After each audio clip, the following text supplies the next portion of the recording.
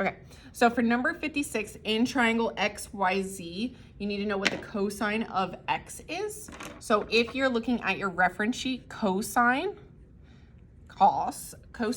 is adjacent over hypotenuse. So you're using A over H. So in this triangle, you have H here, and then you're in reference to X, so you're standing on X, and you need your adjacent over your hypotenuse. So there is one thing that's missing here, which is a little weird. You're missing this side. So to find this side, you have a right triangle. You're gonna use the Pythagorean theorem. So a squared plus b squared equals c squared.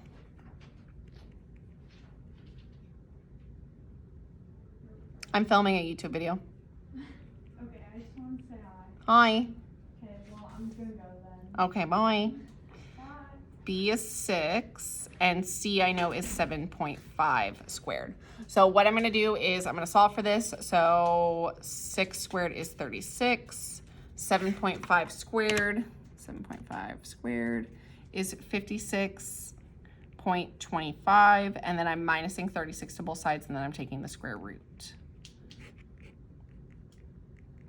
So minus 36. So I get 20.25.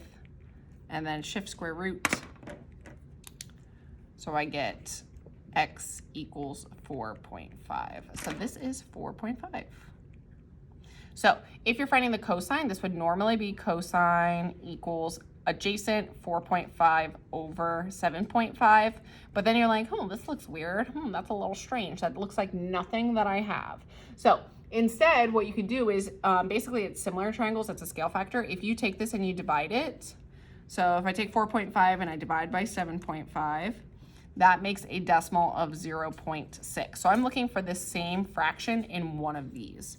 So if I take 9 and I divide by 15, because a fraction is just fancy division, you get 0.6. If I take 9 and I divide by 12, I get 0.75. If I take 12 and divide by 15, I get 0.8. If I take 15 and I divide by 12, I get 1.25. So the decimal that matches that one is going to be A. So then 57 says, a roof rises 4 feet over a horizontal distance of 6 feet. What is the approximate angle formed by the horizontal and the roof? So I have to put in my picture, I have 6, I have 4, I don't need to add anything. I need to find this angle right here. So you're still using sine, cosine, and tangent, it's just in a different way.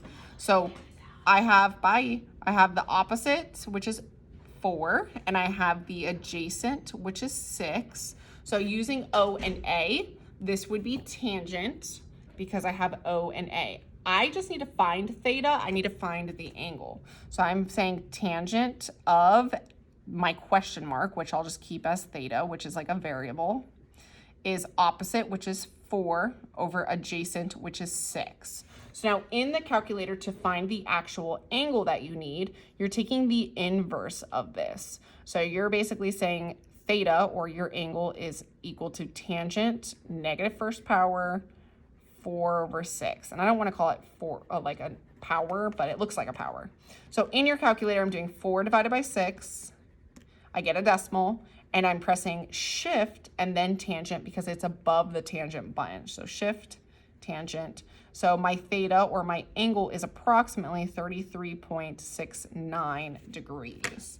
So we'll say 34 degrees. 58 says, what is the length of the altitude in the equilateral triangle ABC? Altitude, think about an airplane flying in the sky. That represents the height of your triangle. So there is a couple things you could do here. Because this is an equilateral triangle, you could, realistically, you could know that all the sides are the same. So if this is 8, and this whole distance is 8. So you could split this. The easiest way to do it actually would be to make a right triangle. You need to find your height. You know the hypotenuse is 8, and you know that the base, if the whole base is 8, if you split it, it's 4. And you could just use a squared plus b squared equals c squared. and find one of your side lengths. You could also give the degree on the inside. You could like a right triangle. Same thing, I have a right triangle. I know 60 is in my corner. I know that this is a right angle. I have X that I'm trying to find. And I know that this is, you can either put 8 here or you could put 4 here. And you could use sine, cosine, and tangent. It's easier if you use Pythagorean theorem. So I'm gonna say X is A. I'm trying to find, plug in my 4. I'm gonna plug in my hypotenuse, which is 8.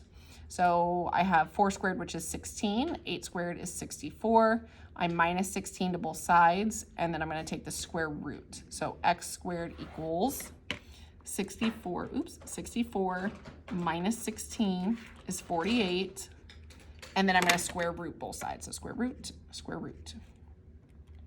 Oops. 48 square root. So X is about 6.93. And then I need to figure out which one actually means this, because this looks a lot different from what I got. So 4 is just 4. 4 square root of 2 really is the square root of 2 times 4. So in a calculator, I can just convert this to a decimal. So 2 shift square root times 4 is around 5.656. This one is the square root of 3 times 4. So in a calculator, if I take the square root of 3 and I multiply by 4, you get around 6.928.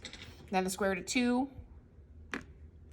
times 8 is around 11.313. So my answer is going to be C.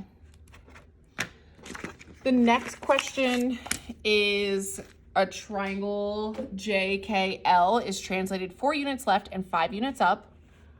What are the coordinates of the image of point J? So basically, where's it going to end up? So I have to go 4 left, 5 up. So 4J, I'm going to go 4 left, 1, 2, 3, 4. It is off my graph. And then I have to go 5 up. 1, 2, 3, 4, 5. So it ends up right here. If you have a hard time recognizing where that point would actually be because it goes off the graph, you can write out the point. J is originally -2, 1. And if I'm going 4 to the left, I'm doing X minus 4. And I'm going 5 up, I can do Y plus 5. So this is like the algebraic expression to represent that. I'm going 4 to the left, so I'm minusing 4 to the X. I'm going up 5, so I'm going to add 5 to the Y. So my new J should be at -6, +6, which is C. For number 60, it says, using the coordinate graph on your answer document, create the final image of triangle RST after reflecting across the x-axis and then over the y-axis on the grid provided on your answer document. So first I have to go in order. The key is to go in order. If it says to do the x-axis first, I'm doing the x-axis first. And then if I'm doing the y-axis, I do the y-axis next. So if I reflect across the x-axis first, this is my x. Then I'm going to count, I am 2 spots above, so I go 2 spots below. So 1, 2, 1, 2. So here's T. S is 1, 2, 3, 4, 5 above, so I'm going 5 below. 1, 2, 3, 4, 5. R is 1, 2, 3, 4, 5, 6 above, so I'm going 6 below. 1, 2, 3, 4, 5, 6. And then I'm just connecting. But I'm not done because now I need to so that's the x-axis. Now I have to do the y-axis. So my y-axis, and it's going to look a little crazy, it's reflecting on top of itself. So the y-axis is technically right down the center, right here. I need to reflect it over that line. So it's going to fall on top of itself because it overlaps. So I'm counting from left to right. So in this case, I'm 1 to the right, so I'm going 1 to the left. I'm going 3 to the right, 1, 2, 3. So I'm going 3 to the left, 1, 2, 3. And then I'm going 1, 2, 3 to the left. So I'm going 3 to the right, 1, 2, 3. So your final answer should look like this. And because the graph is a little wonky, it's a little weird the way it printed out, I'm going to write out the coordinate points. So T ends up at -1, -2. S ends up at -3, -5, and then R started here, ends up over here, which is 3, -6. So these are the correct answers.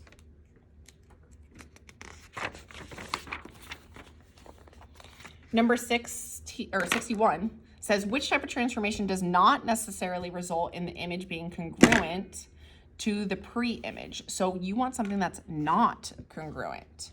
So the only one that's not going to create congruent shapes is a dilation, because this changes size. So changes size, bigger or smaller. Reflection is like a mirror.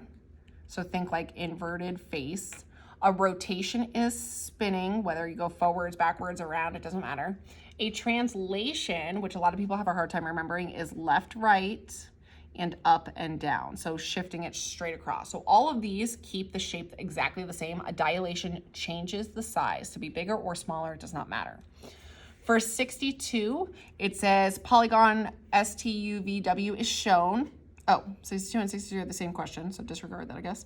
After polygon STUV is reflected across the y-axis, what are the coordinates of S prime after the transformation? So I'm reflecting across the y-axis. So my y-axis is vertical. And I really just need S prime. So if S started here, the only thing I care about is moving S. So if it's on the left, now it's gonna end up on the right. So it's 1, 2, 3, 4, 5. So I'm going 5 the other side. 1, 2, 3, 4, 5. So 5 is right here. So that's my answer. So 5, -2. Number 64, it says, which type of transformation could have been used to create the symmetric traffic sign shown below? The only one that would work for this is a reflection. If I cut it down the middle, I could reflect straight down the middle.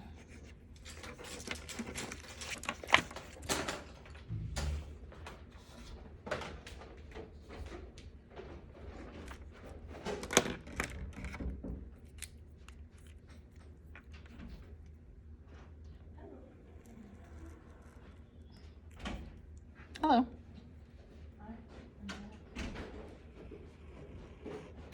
Okay, so for this problem, I'm going to draw it out. It says quadrilateral LMNO has coordinates 5, 6, 9, 8, 11, 12, and 7, 10. How can quadrilateral LMNO be classified? So when in doubt, draw it out. So I'm going to plot my points. So 1, 2, 3, 4, 5. 1, 2, 3, 4, 5, 6. M 1, 2, 3, 4, 5, 6, 7, 8, 9. 1, 2, 3, 4, 5, 6, 7, 8. M 1, 2, 3, 4, 5, 6, 7, 8, 9, 10, 11. 1, 2, 3, 4, 5, 6, 7, 8, 9, 10, 11, 12. What? I'm in the middle of stuff. What? 1, 2, 3, 4, 5, 6, 7. What do you need? Stealing your pencil. Okay, I plotted something wrong. Why does this look crazy? 1, 2, 3, 4, 5. 1, 2, 3, 4, 5, 6.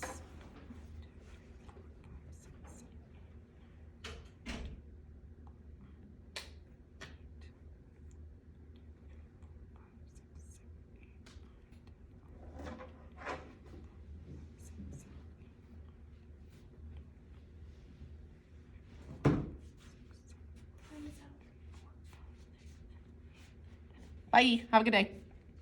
Okay, so in this case,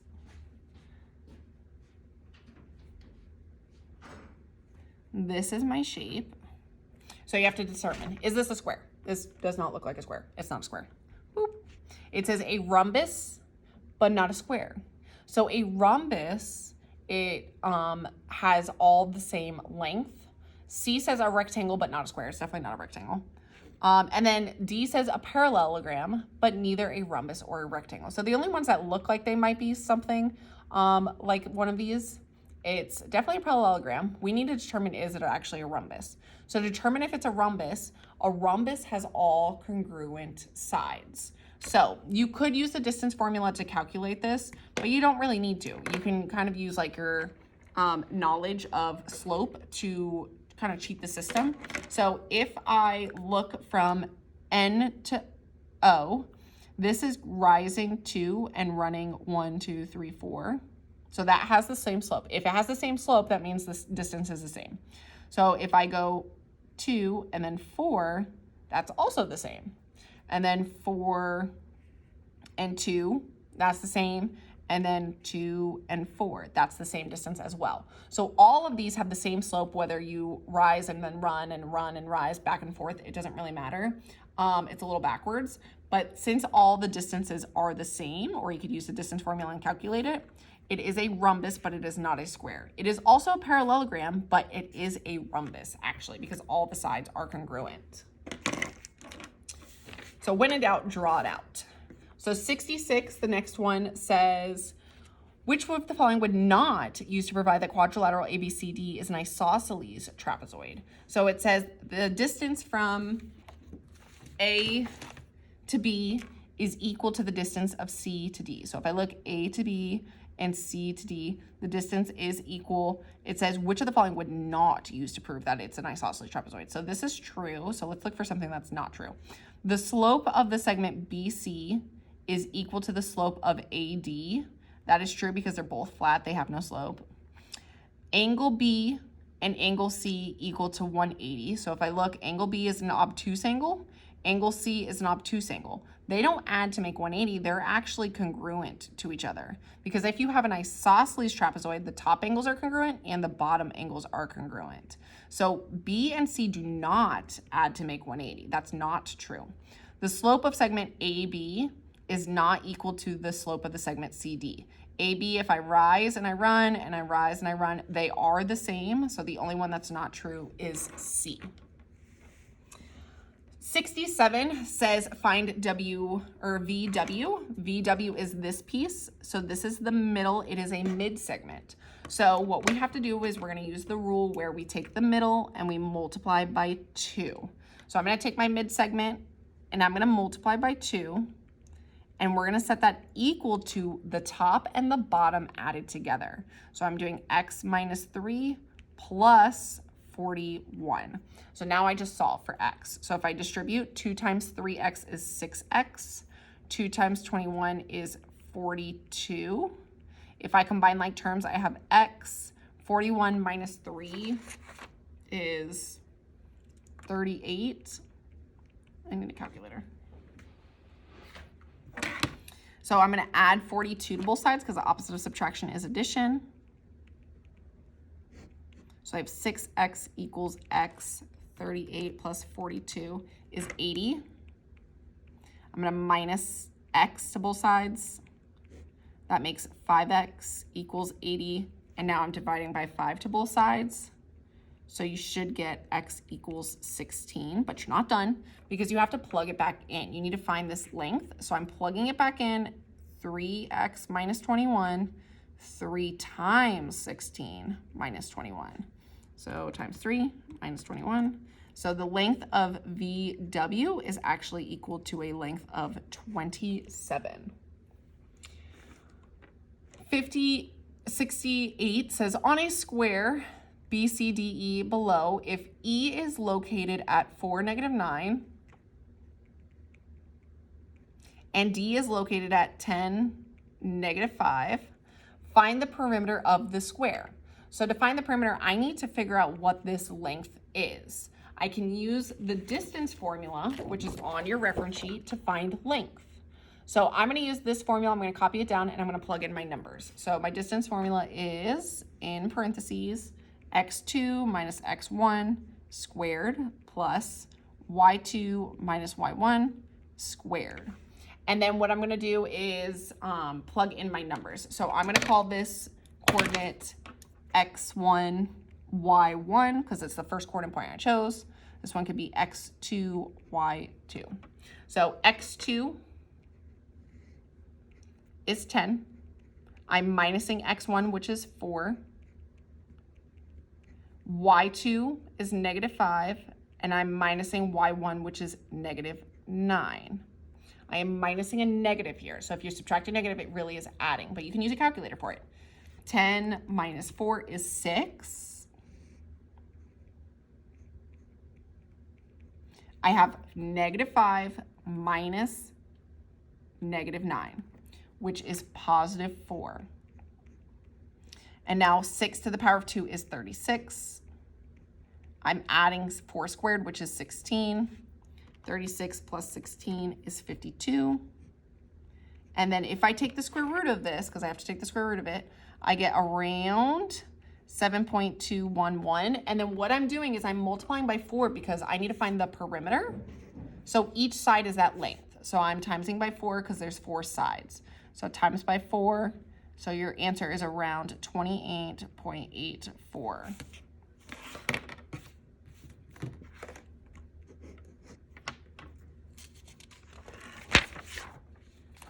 69 says dilate using a scale factor of k equals 1/3. So since my scale factor is small, 1/3 is a fraction, it's getting smaller. So what I need to do is I need to write out coordinate point A.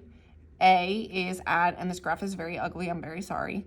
1, 2, 3, 4, 5, 6, 7, 8, 9, 10, 11, 12, 13, 14, 15. It's at 15, -15, comma, -1, 2, 3, -3. B is at 1, 2, 3, 4, 5, 6, 7, 8, 9, -9, 0. C is at 1, 2, 3, 1, 2, 3, 4, 5, 6, -3, -6. And D is at 1, 2, 3, 4, 5, 6, 7, 8, 9. 1, 2, 3, 4, 5, 6. Wait, whoa, sorry. It's messing with my eyes. 1, 2, 3, 4, 5, 6, 7, 8, 9. 1, 2, 3, 4, 5, 6, 7, 8, 9, 10, 11, 12. -9, -12. Now for your scale factor, I'm multiplying by 1/3. So in a calculator, I could just do this in the calculator. I'm taking -15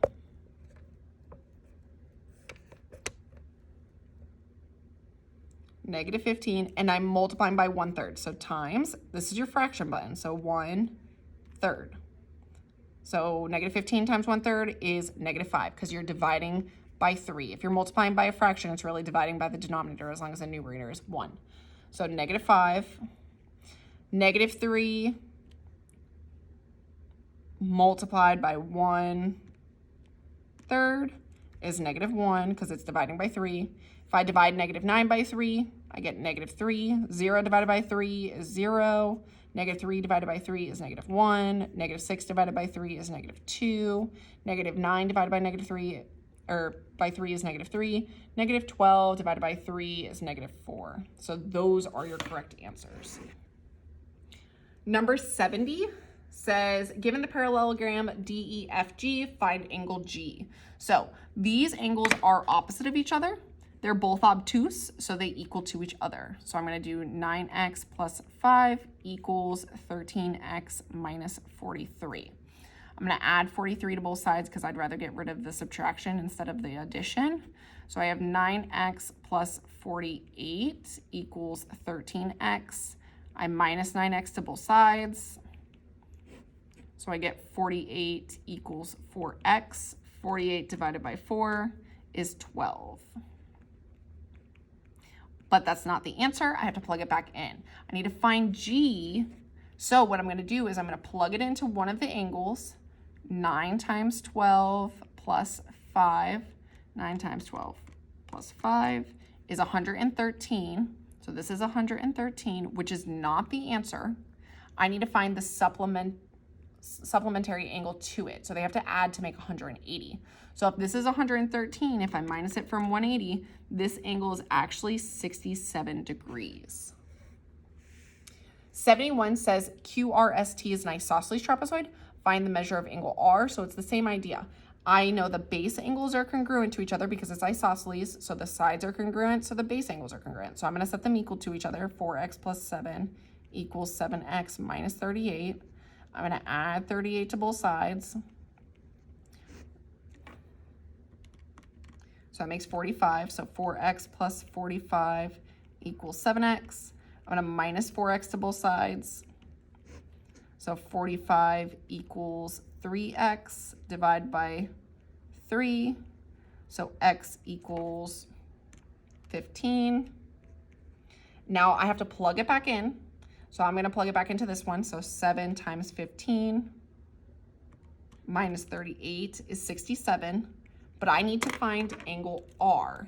Angle R is supplementary to S because one's acute and one is obtuse. So they have to add to make 180.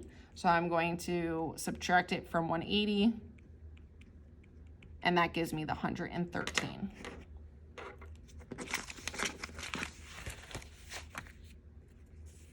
And then I'll do circles tomorrow.